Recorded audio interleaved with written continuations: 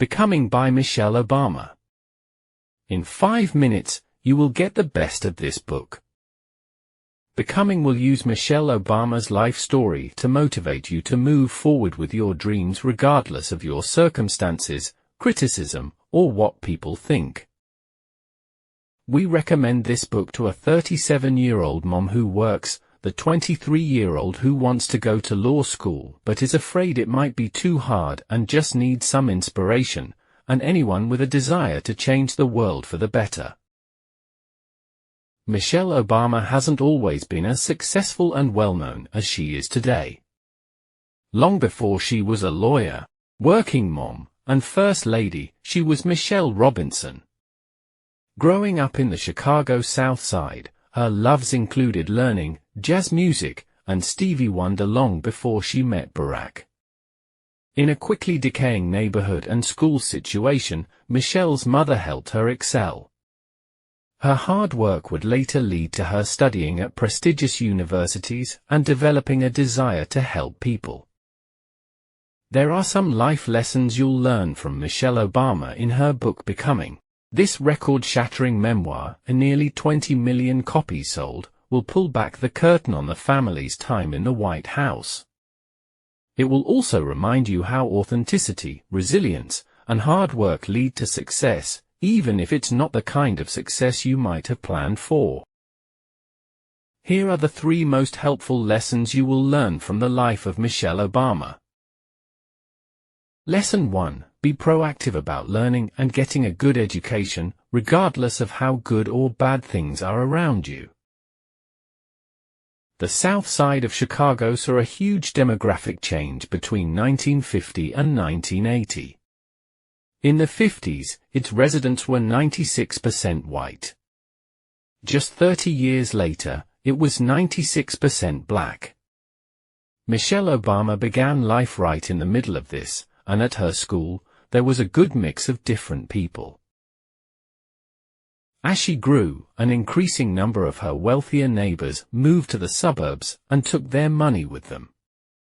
Because of this, the schools and businesses in the area began declining. It wasn't long before nefarious real estate agents dubbed the area a ghetto. Thankfully, Michelle had a great mother whose involvement in helping the community also helped her education. In 2nd grade, Michelle told her mom how awful school was. She explained that the teacher couldn't control the chaos of the class, and her mom listened.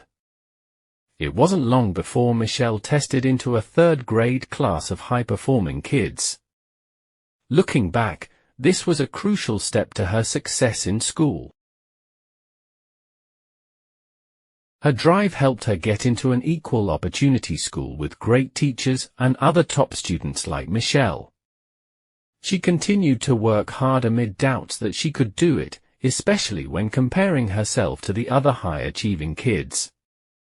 By concentrating on the work, she learned quickly and excelled. Lesson 2. Don't let people's opinions of you discourage you. Try for greatness, and you will eventually find the people who believe in you.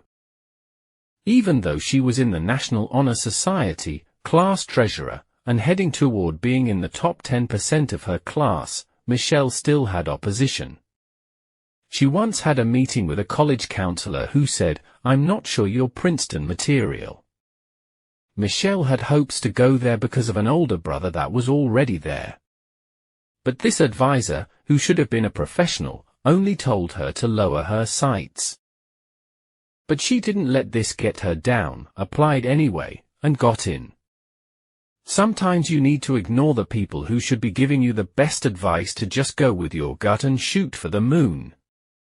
And, as young Michelle quickly learned, doing so can lead you to people who truly believe in your ability to reach any dreams you have.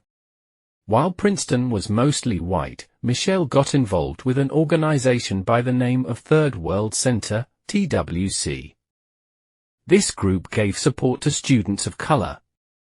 It was here that she met Cherny Brazuel, a mentor who would be a positive influence on Michelle throughout college.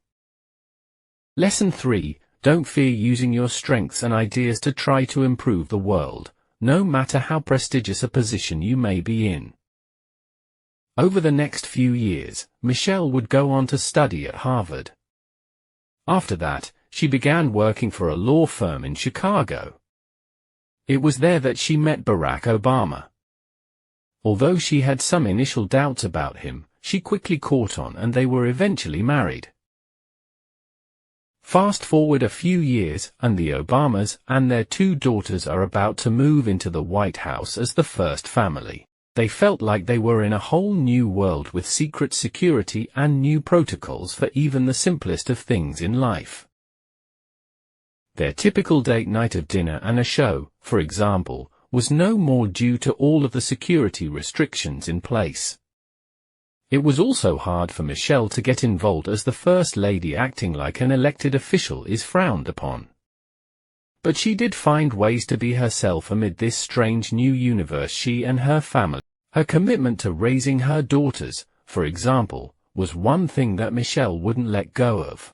She helped them see that the White House was their home and they could play and grab food from the pantry as they pleased. Michelle also started a garden and worked on initiatives to help improve school lunches across the nation. The drive that helped her succeed in school and help other people shone through. She worked to improve the world in whatever way she could, even though the position her family was in made some aspects of life a little more challenging. Thanks for watching. Kindly share this video and follow Merchant of Knowledge Africa.